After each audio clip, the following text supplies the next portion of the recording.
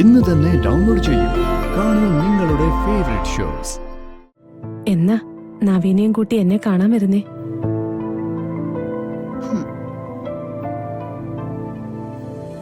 തങ്കം, നവീന്റെ ശരിക്കുള്ള പ്ലാൻ എന്താണെന്ന് നിനക്കറിയോ? പേടിക്കണ്ട, പോകുന്നത് വരെ പോട്ടെ അല്ലേ?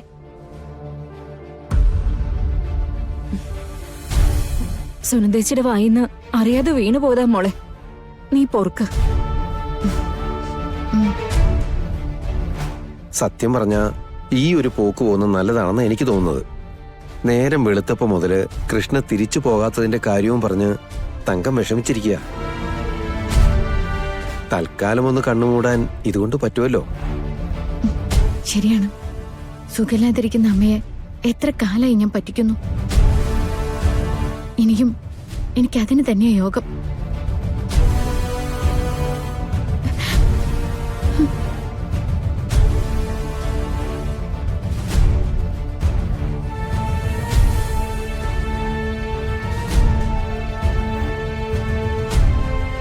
എന്താമ്മേ?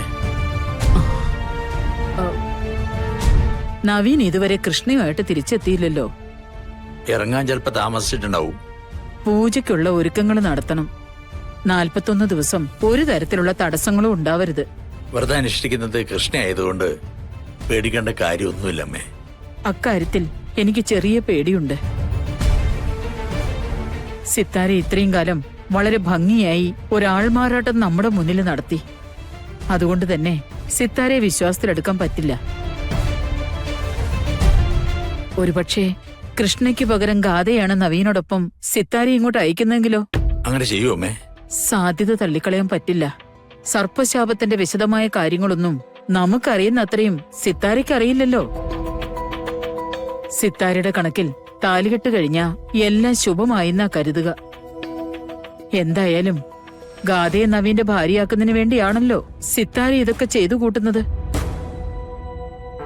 നവീന്റെ കൂടെ തിരികെ എത്തുന്നത് കൃഷ്ണയാണോ ഗാഥയാണോ അതാദ്യം നോക്കിയേ പറ്റൂ. എന്തായാലും ഒരു കാര്യത്തിൽ ആശ്വാസം തോന്നുന്നുണ്ട്. കൂടെയുള്ളത് ഗാഥയല്ല മറ്റൊരാളാണെന്ന് നവീൻ ഇതുവരെ തിരിച്ചറിഞ്ഞിട്ടില്ല. മാറ്റങ്ങൾ നവീനും ബോധ്യപ്പെട്ടിട്ടുണ്ട്. പക്ഷേ ഗാഥയ്ക്ക് സംഭവിച്ച ആക്സിഡന്റിന് ശേഷം അവൾ അങ്ങനെ ആയി തീർന്നെന്ന് മറ്റുള്ളവരെ പോലെ അവനും വിശ്വസിക്കുകയാണ്. മാത്രമല്ല കൃഷ്ണയുടെ പെരുമാറ്റം വളരെ നല്ലതായതുകൊണ്ട് അതിനോടൊരു ആകർഷണം തോന്നുമല്ലോ. സിത്താരയുടെ തീരുമാനം എന്തോ ആട്ടെ, കൃഷ്ണ തിരിച്ചെത്തി 41 ദിവസത്തെ പൂജയും വ്രതവും അവസാനിച്ചാൽ എന്നേക്കും കൃഷ്ണ തന്നെയായിരിക്കും നവീന്റെ വധു, അല്ലേ? എന്റെ മനസ്സിന്റെ നിശ്ചയം അങ്ങനെ തന്നെയാണ്. എല്ലാം കഴിഞ്ഞതിന് ശേഷം എന്തെങ്കിലും പ്രശ്നങ്ങളുമായിട്ട് സിത്താര മുന്നോട്ട് വരികയാണെങ്കിൽ എല്ലാവരോടും എല്ലാ കാര്യങ്ങളും തുറന്നു പറയേണ്ടി വരും. അമ്മേ പേടിക്കണ്ട, 41 ദിവസങ്ങളുണ്ടല്ലോ. അതിനിടയിൽ ഒരിക്കലും പിരിയാനാവാത്ത വിധം കൃഷ്ണയും നവീനും അടുത്തിട്ടുണ്ടാവും. പിന്നെ നവീനോട് കാര്യങ്ങൾ പറയേണ്ടി വന്നാലും അത് എളുപ്പമാണ്. എന്തായാലും അവര് വരട്ടെ. കൂടുതൽ ലക്ഷണങ്ങൾ നോക്കാനൊന്നുമില്ല. ഗാഥയെ നമ്മൾ കണ്ടിട്ടുണ്ട്, കൃഷ്ണയെ അടുത്തറിഞ്ഞിട്ടുമുണ്ട്. കൂടെ വരുന്ന ആരാണെന്നറിയാൻ ഒരു നിമിഷം മതി.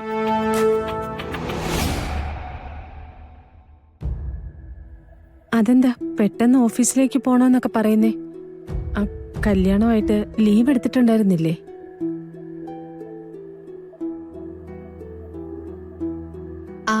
അത് അമ്മേ ലീവിലാണ്. പക്ഷേ ഓഫീസില് ചില പ്രധാനപ്പെട്ട കാര്യങ്ങൾ വരുമ്പോ അവര് വിളിച്ചാ പോവാതിരിക്കാൻ പറ്റുമോ? പക്ഷേ നല്ലൊരു കാര്യമായിട്ട് എനിക്ക് തോന്നുന്നില്ല. കല്യാണം കഴിഞ്ഞിട്ട് 2 ദിവസമല്ലേ ആയുള്ളൂ. ഭർത്താവ് ഒന്നിച്ച് എത്ര സ്ഥലങ്ങളിൽ പോവാനുള്ളതാ. കളരിക്കൽ ഒരു വലിയ തറവാടല്ലേ, അവരുടെ ബന്ധുക്കളുടെയൊക്കെ അടുത്ത് പോകേണ്ടതല്ലേ? അത് കുഴപ്പമില്ല തങ്കം, ഇതൊക്കെ നന്നായിട്ട് അറിയുന്ന ആളല്ലേ നവീൻ. നവീൻ കൂടി പറഞ്ഞിട്ടല്ലേ ഇപ്പൊ കൃഷ്ണ പോകുന്നത്.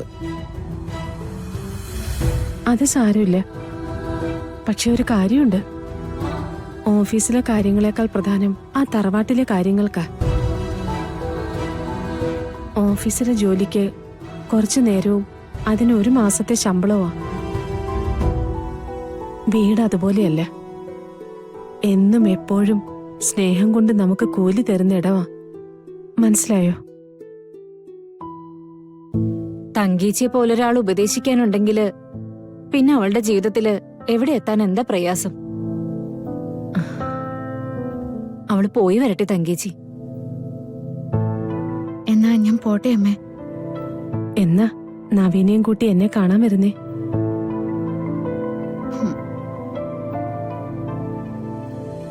തങ്കം, നവീന്റെ ശരിക്കുള്ള പ്ലാൻ എന്താണെന്ന് നിനക്കറിയോ?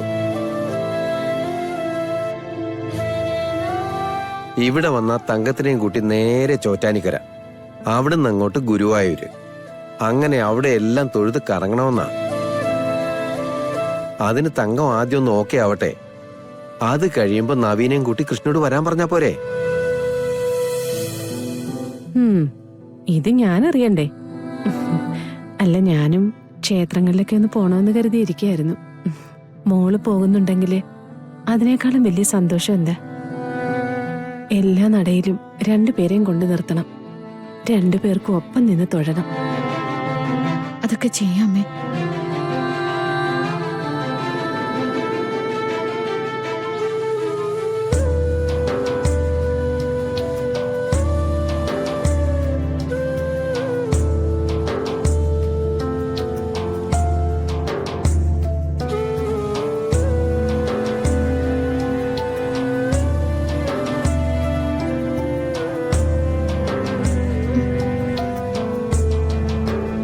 ഞാൻ പോട്ടെ.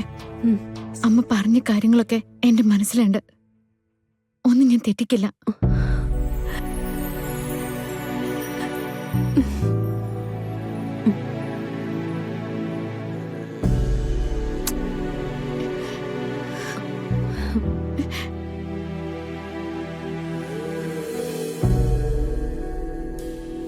ശരി അമ്മേ. ശരി.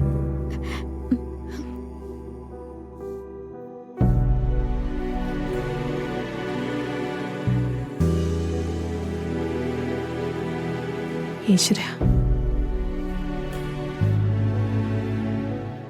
മോളെ, നിന്റെ വിവാഹം യഥാർത്ഥത്തിൽ നടന്നു എന്നാ തങ്കം വിശ്വസിക്കുന്നേ. ആ വിശ്വാസത്തിന് കോട്ടം തട്ടുന്ന ഒരു കാര്യവും തൽക്കാലം നമ്മുടെ ഭാഗത്തുനിന്ന് ഉണ്ടാവരുത്. ഓപ്പറേഷനൊക്കെ കഴിഞ്ഞ് തങ്കേച്ചിയുടെ ആരോഗ്യം ഒന്ന് മെച്ചപ്പെട്ടു വരുന്നതേ ഉള്ളൂ. ഇപ്പൊ വിഷമമുള്ള എന്തെങ്കിലും ഒന്ന് കേട്ടാ അത് താങ്ങാനുള്ള അവസ്ഥയിലല്ല. അത് നല്ലോണം ഓർമ്മ വേണം. അമ്മയുടെ മുന്നില് എപ്പോഴും ഇങ്ങനെ കണ്ണം പറയേണ്ടി വരുന്നതില് നല്ല വിഷമമുണ്ട് എനിക്ക്. ഓരോ കള്ളം പറയുമ്പോഴും 1000 തവണ ഞാൻ എന്റെ മനസ്സിൽ മാപ്പ് ചോദിക്കുന്നുണ്ട്. എന്നാലും കുറെ ദൂരെ എത്തുമ്പോ ഈ പേടിയൊക്കെ യാഥാർത്ഥ്യമാവുമല്ലോ. ചിലപ്പോ ഞാൻ തന്നെ എന്റെ അമ്മയെ വിട്ട്. ഒന്നും മിണ്ടാതിരിക്കുന്നുണ്ടോ? ഞാൻ പറഞ്ഞില്ലേ, മോൾക്ക് അങ്ങനെ ഒന്നും ഉണ്ടാവില്ല.